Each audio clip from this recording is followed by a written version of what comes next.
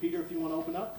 Sure. So I want to thank Peter, first of all, for all the hospitality here. This is a world-class facility. I want to thank the press. We're always grateful for the turnout. And I want to thank the fans. We make this show for you. Without a few folks, this wouldn't have been possible within the organization. So we want to thank owners Jimmy and Dee Haslam, COO David Jenkins, obviously GM here, John Dorsey, and obviously a special thanks to Coach Hugh Jackson. We also want to thank the staff, the coaches, the players. Without their trust, allowing us both onto the field and into the locker room, not to mention in the offices, and in some cases even their homes, the power of the show wouldn't be possible to be conveyed. Often when we talk about reality programming, we're talking about something rather escapist, but I think Hard Knocks has an enduring appeal because of the caliber of storytelling involved, that there's something slightly more insightful about it. And what we're doing is taking a large group of individuals, over 100 between the players and the coaches themselves, and then that's whittled down into a community that becomes a team of 53, and then that team becomes a family. And so while I think fans can lose themselves in the football, I think they can also find themselves in the stories that they tell. And those stories wouldn't be possible without, I think, the greatest sports production company on earth, NFL Films, and we're very grateful for the partnership. And to that end, I obviously want to thank the gentleman sitting next to me, Ken Rodgers, as well as the leadership at the NFL, Marianne Turk, Brian Rolap, as well as the leadership of NFL Films, the inheritors of Steve Sable's legacy, Ross Ketover, Pat Callahar, and the whole staff over there. I want to also state that our start time is going to be Tuesday, August 7th at 10 p.m. And if you're taking the family away for the summer, you can also watch on HBO On Demand. You can watch on our streaming platform, HBO Now. And if you're not a cable subscriber, you're a cord cutter, you can watch on our platform, HBO Now. That's my sales pitch. Our narrator is the inimitable Liev Schreiber, once again, and with that, I want to turn it over to Ken Rodgers, our QB for Hard Knocks, as well as Vice President of NFL Films and coordinating producer of Hard Knocks. Thank you. Thanks, Peter, and thanks to everyone at HBO. It's quite an honor to be sitting up here with these two gentlemen. I feel a certain kinship to Mr. Dorsey here. I also had a number one pick. We at NFL Films were looking at the Browns for Hard Knocks as our number one pick from the very beginning. We did our research. We kept our thoughts to ourselves. We didn't really share it with much, though people tried to get the information out of us. I know some people in this room certainly tried. We blocked out the noise, and we got the team we wanted, our number one pick, the Browns, to be on the show. And while some people are cynical and say that it might not there might not be anything good from this pick. I don't know who would say something like that, but we're out to prove them wrong. We think this is going to be one of the best series of Hard Knocks in its history. We think it's the right time with the right team, and all of us are as excited as we've ever been in the 17-year history of NFL Films producing this show with this team. A lot of people will think about last season and previous seasons, but of course, come August, this team and this show will be looking forward. It's a real-time show that focuses on what happens in the moment. So whatever happens at camp is what the subject of the show will be. So I'm sure one of the first questions will be, what's the first show going to be about? It hasn't happened yet, so I don't know. But to address the elephant in the room, I think a lot of people will be asking how much a certain someone will be featured. And this position on a football team demands a lot of attention. And it's always been that way for Hard Knocks. So, yes, we'll definitely be heavily featuring head coach Hugh Jackson. So we'll get that out of the way. I know that's everyone's first question. So thanks to everyone for the Browns, the Haslam family, and Peter and the entire staff here. And I'll let Mr. Dorsey, who everyone really wants to talk to, speak. No, I just want to welcome you all here to Cleveland.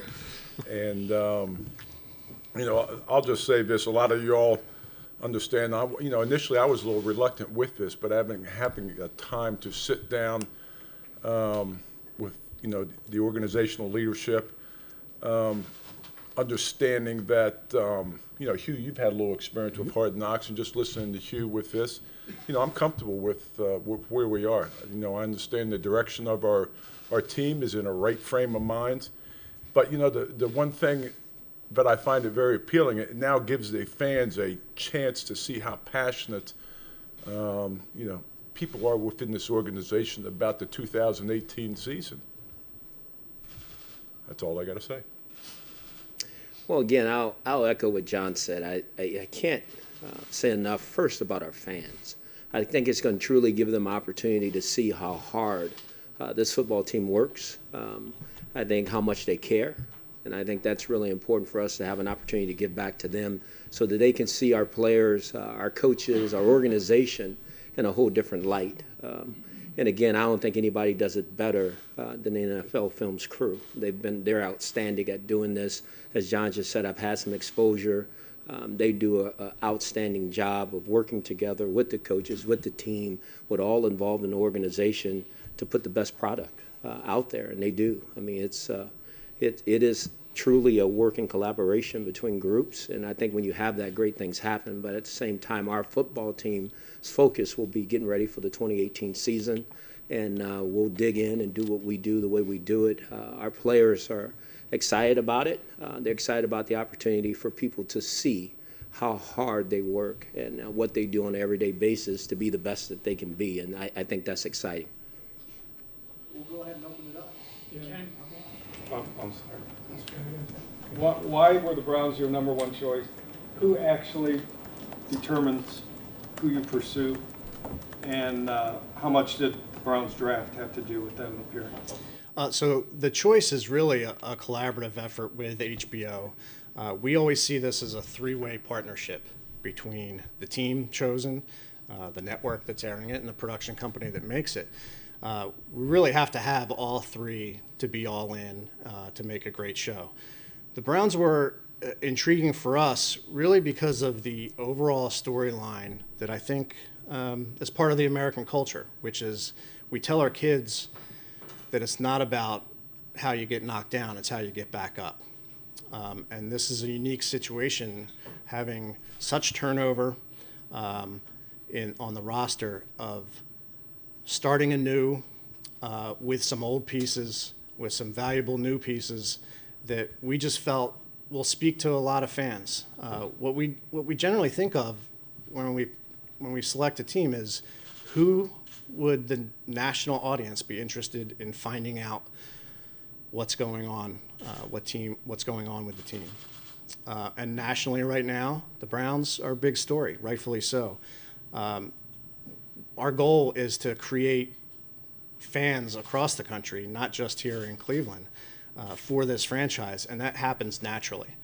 That happens because you might be a fan of a certain team, but all of a sudden you grow to like the players and coaches on the Hard Knocks team, and they're suddenly your second favorite team, and you follow them a little closer. And it's really helped build the audience for the show, changing teams like this. And the unique storyline was one that, as I said, was present from the start, which was really the end of last season. We've been interested in the Browns for quite a many years. We have such respect for the franchise. Of course, if you grow up under Steve Sabol as a filmmaker, you know about the Cleveland Browns, and you're told how important that franchise is. And so we kept an eye on free agency and the draft, but we had already targeted our number one pick. And I think it solidified it in the fact that they had a quite interesting free agency period and draft, but it was definitely thought of way before then that this was the team we wanted to do. You any concerned about it being a distraction from the standpoint, like Duke Johnson was just saying, he was hoping guys don't turn into actors and start going all Hollywood on this. Can there be a negative to this at all? I mean, obviously, there's all kind of sides to this, but I think, if I do a good job and the staff does a good job of really making sure our players understand, what we're here to do, and we'll get to work on that before we leave here, because I think that's important, that won't happen. And again, like I said, the partners in this, as he just mentioned a second ago, I think we all understand that there are maybe a guy or two that we have to make sure that we work through certain things with. That's just part of it. But I feel very comfortable with our locker room, and with our organization, with the leadership that's here, that we can make this happen and make it valuable for all involved. Do you not worry at all that this may just stir up the whole? I mean, they're going to pay. Ken joked about it, but Baker Mayfield's part of the story that this is going to stir up the whole quarterback competition. I don't think so. It's no competition anyway. Tyrod's our starting quarterback. Baker's our number one pick. He's our quarterback of the future. I mean, I've said that since it's happened. I don't think that will change. I want those guys to be exposed for what they do, because I think our fans want to know them and what makes them tick. But at the same time, I don't think it should put any more pressure on what we need to do as a football team about who's playing quarterback for us. Hugh, I remember seeing you when the show was with Cincinnati. Mm-hmm. Did you personally get a lot of reaction from when people saw you on the show and how you dealt with players? I don't really remember that part of it. I know I enjoyed my time dealing with the show. I mean, I was who I was. I wasn't changing. The organization there had been through it before, and so I learned a lot from it. It was a real good period at that time in that organization.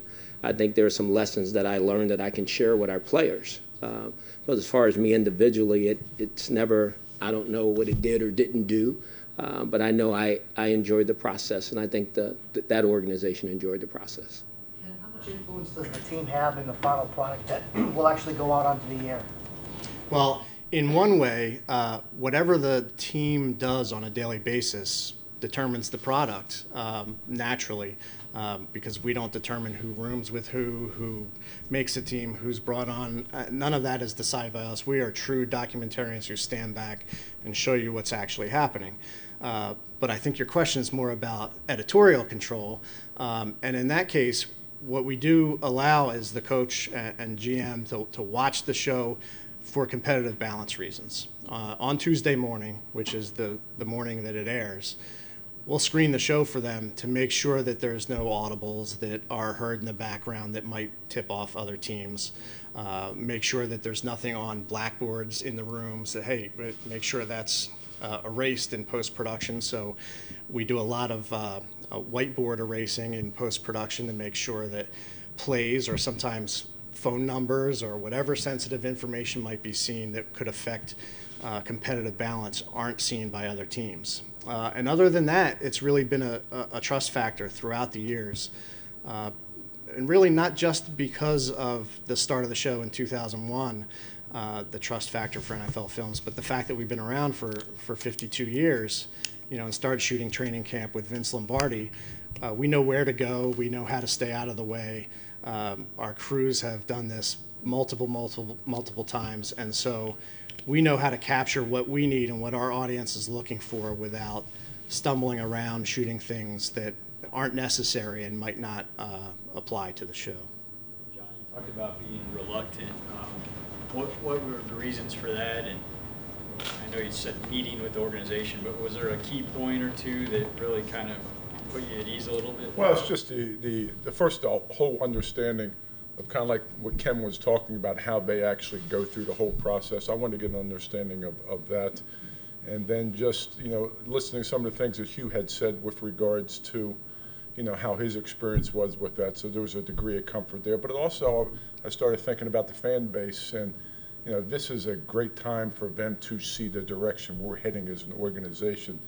I'm one of those guys, as a young man, I grew up with Steve Sable, and I loved those NFL films.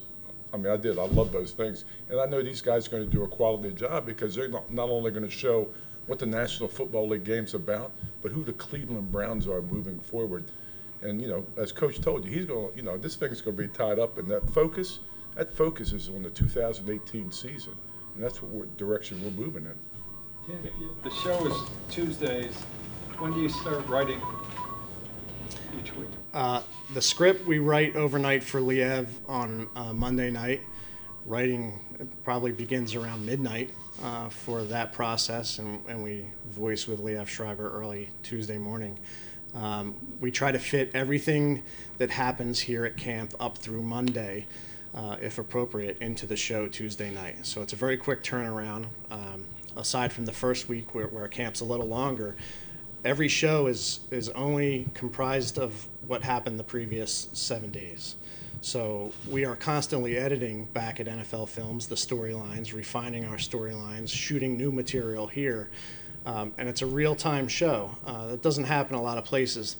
Shows like Survivor are shot months ahead of time. You spend a lot of time editing, crafting storylines. We actually don't have that luxury, and it's worked out perfectly in that we don't create the storylines ourselves. The storylines present themselves to us, and we see ourselves as faithful documentarians to just transfer that knowledge of what's going on here at camp to the fans. Peter, with the Browns being so win-starved since they came back in 1999, why do you think they still continue to move the needle so much nationally? I think the history, for one. I think at least in our building, the history of this organization is such that they'll always be a blue blood, old school NFL franchise. When you talk about, the first Paul Brown, coach, and the last coach before the Browns left being Bill Belichick, you realize the scope of history that the Browns have covered. And I think there's something that's always been attractive to the blue-collar work ethic of Cleveland, matching its football team. And that's not everywhere. Some teams are more glamorous. Some teams want to overpower you and be tough. There always seems to be this outside perception that this is about hard work here in Cleveland, both on and off the field. And I know that's something we'll see when we're here in August. And I think that's why the Browns are so liked across the board and paid attention to, is because it speaks to something about that Midwest work ethic. Okay, when did you first approach the Browns about being on the show, or Peter? And did you feel the reluctance when you first approached them, and did they have to be convinced to sign up? We've spoken for years. I can't remember exactly how many years, but it's been 5 or more that we've been discussing with the Browns organization. But what you have to remember is, picking a Hard Knocks team or convincing a Hard Knocks team isn't like going up to a woman at a dance and asking her for a dance the first time you speak to her. The relationship's already there. We have relationships with all 32 teams and have since the very beginning. We work weekly on the game highlights and the wiring and the player profiles and the highlight film and draft coverage. This is a very familiar relationship we have. So the conversation is always one of, how do you feel about this show or this show? And it's not just this show. We discuss with every team each year our various programming. And the Browns, I wouldn't say have ever been reluctant. I think they were very embracing of the show. Dee and Jimmy Haslam and ourselves at NFL Films have had many conversations where it's been completely positive, but the timing wasn't right. And I'll be honest, sometimes the timing isn't right for NFL Films, or the timing isn't right for HBO.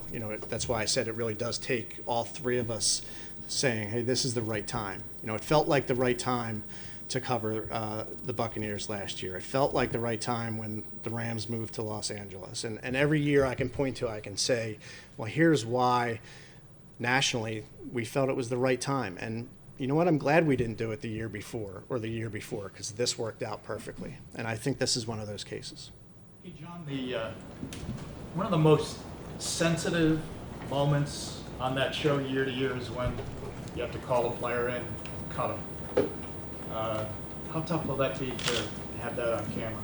Well, to me, it's probably the most hardest thing from our standpoint, because you have young men that have actually given all they have for, some, for years, others young guys. And then when you have to basically tell them, I think what we have to do, and I've always done this, is you have to treat this with dignity.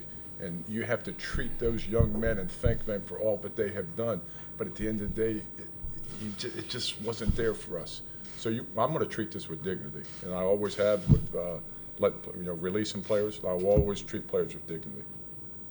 Ken, how do you guard against, as a documentarian, how do you guard against affecting this storyline or the narrative, or maybe taking one of the storylines and just not necessarily embellishing it, but giving it too much exposure? We listen a lot. There's obviously a balance we always strike. We can't fit all 90 players into each episode. So yes, at a certain point, we have to make the call of what storylines we think the fans will find most interesting. But we often find those from the team itself. Hey, everyone seems to be talking about this young rookie that's doing this. Hey, the players are joking with this player over here about his nickname, and we just pick up on it and say, what's the nickname, and we'll look into that storyline. Certain position groups are under more of a focus than others. Certain players have more pressure or stress on them given their contract or their length in the league or their position on the depth chart. So we just listen. That's our role, is to listen to what these two are saying about the club, which of those 90 players are going to be on the 53, not on the 53, fighting for the 53. That's the key to our show. How much film is not used that you shoot? Well, we shoot 400 hours for every 1 hour episode that airs. So 399 hours out of 400 a week. How many people go through all those to filter it out? Yeah, we have a team of 25 producers that are on staff back at NFL Films in Mount Laurel, New Jersey, that go through the footage on an hourly basis as it's coming back. We will have a dedicated internet pipeline installed here at the Browns facility. So when practice is being filmed, the footage will be fed directly back to NFL Films from here. So by the time practice ends, my staff and I will be looking through the beginning of practice back in Mount Laurel, listening to what happened in practice so that we can stay up to date with the storylines, and then, of course, cutting that down to an hour. All of that footage is a lot of immediate decisions, much like writing on deadline. You trust your instinct as a storyteller and say, I think this is what's going to attract the fans, and the fans are going to appreciate and best represents what's actually happening, the truth here at camp.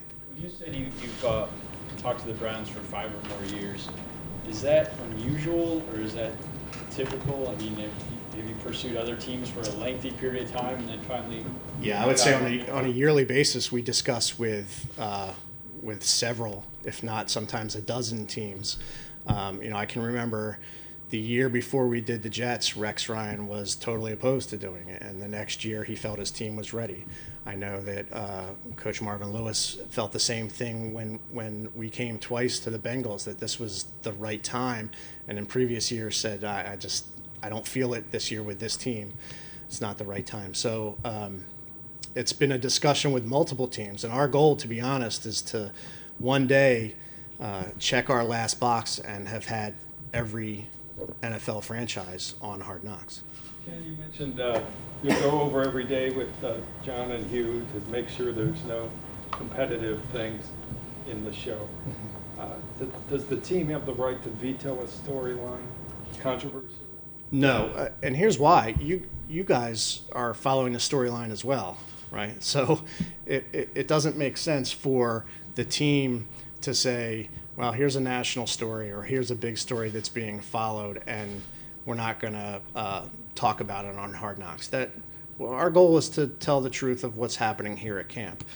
So the veto powers never really, actually, I could be honest, never come up, because we all know what we're getting into when we sit up here and when we agree to this show, that, storylines that happen at camp are going to be on the show. Some of them injuries, cuts.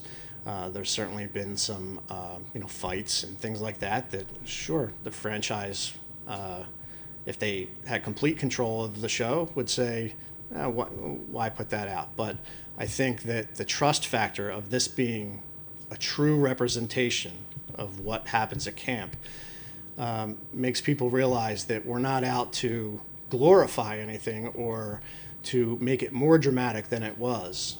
Our goal was to show exactly what happened. And so cuts are a great example. We don't over dramatize that situation and try to make something much more of this conversation that happens than it was. We just show what happens. Here's what happens this is the conversation, and it's difficult for everyone. John, why do you think it's the right time for the Browns? Why, as you sit and just assess the overall organization, I think that we have, as an organization, done a good job of strengthening that locker room this past season. I think once you begin to have strength within that locker room, the guys will begin to set those goals and those objectives for the younger players, and they'll be able to follow that lead. And then when you have the coaching staff, that we have here, as you constantly reinforce that message in and day out and day in and day out, guys are going to start to understand the most important thing for this organization moving forward is the 2018 season. And that's our sole objective here, is to be competitive in the AFC North. We've always talked about that. So, I think the guys in the locker room are there, and I think with the coaching staff and the reinforcement of the message on a daily basis, and just understanding that this is a quality thing that's taking place. When NFL films are doing these types of shoots and stuff, I'm comfortable with that. You said there's some guys that you're going to have to kind of work with a little bit in terms of players not playing up to it and stuff. Do you plan to pull certain guys aside, and kind of what would your message to them from your experience on the show be? No, I'm just going to talk to the team, and I think we have leaders in the room who understand what we're trying to accomplish. Again, this is just going to be a tool for all involved. Another opportunity for people to truly see what we do on an everyday basis and really be able to see the behind-the-scenes work that goes on here. Nothing more, nothing less with our football team. That's why I truly believe we won't be distracted. I mean, we have too much work to do to get ready to play a big season. Ken, what do you consider the most successful season of Hard Knocks up till now? Oh, up till now, because I was going to predict Cleveland Browns. I certainly think the opening series with the Baltimore Ravens is one that will forever be looked upon by me as something really special. It's when I just started working at the company, and there was a buzz around the building with my boss, Ross Ketover, in the back there, running the show back then. And it was such a new thing. There weren't much reality television shows on television. There was, Survivor and Real World, and no one thought about coming to an NFL franchise and exposing the fans to the truth behind the scenes. And the characters on that show were outstanding. I think we took another leap with Rex Ryan and the Jets in a market like that, with a team whose message was, yes, we're going to be loud and proud, and you can beat us. Just try. And that was not a creation by us. That was what the team's message was that year. So that, I think, certainly made good television. Along with those 2 years, I have to mention the ones that have won the Emmys for Best Serialized Documentary Program, because there's some of my favorite because they were recognized. The Bengals won the series in 2009, the Jets won in 2010, the Texans won for Best Series, and just recently we won with the Buccaneers. Was just a couple weeks ago announced as we were awarded in New York the Emmy for Best Documentary Series. So there's just a certain feeling about a successful Hard Knocks show, and I think early on, it's way too early to tell, but I think fans, whether or not they're fans of the Cleveland Browns, NFL fans are really going to see something insightful about what it takes to make a football team this summer. We've had a storyline develop in the last couple hours. NFL owners have approved a policy on the national anthem where they're going to allow players to stay in the locker room during the anthem, but if they are on the field for the anthem, they have to stand. I was wondering if you had an initial reaction to that and maybe any thoughts about what team policy you might have. Well, I don't. I'm just really hearing about it, and no, that's okay. I want to go back and really truly understand it, and I'll do that. I know one thing I am most proud about is just the way our players handle it this past year and the way Dee and Jimmy, what they've done, creating the summits that they've had with our players and all the dialogue that we've had about these things, I think has been spectacular. So I'm sure that we'll discuss it further. But again, I think our organization has kind of really taken a step forward with that to address what was going on. And like I said, I'll know more about it once I hear it in its entirety. Peter, what was the reaction in the broadcast and sports communities when it was announced that Hard Knocks was coming to Cleveland? Was it surprise, or was it good job, you guys made the right decision? I think we've seen an overwhelming positive response to the selection of the Browns. And I think it speaks to a lot of the things that Ken has already enumerated so eloquently, in that this is in many ways an American franchise and it's an American team. And it's also a headline story right now. And it's an underdog story. And people love rooting for underdogs. And I think there's a strong human element to that that's going to get fleshed out in the show. Anything else? Everybody else knows Hard Knocks coming to the lake. I'm sorry? To the lake on June 1st. No, our Hard Knocks shouldn't have nothing to do with the lakes that I know of. No. Please, no. Well, I'll tell you, we could ask, but the truth about Hard Knocks is that when we've shot things off season, they're the first things on the cutting room floor, because what happens in camp is so immediate and so interesting and so exciting. Backstory really takes a back seat. A lot of people thought we'd have a lot of the move from St. Louis to Los Angeles. Well, come August, when the show started, they were in camp and the move had already happened. And we pride ourselves on being really up to date on this show. So, if we didn't shoot it, someone would have footage of something that happens in the next couple months that I guarantee would be really exciting now, and come August, no one would want to see it on the show.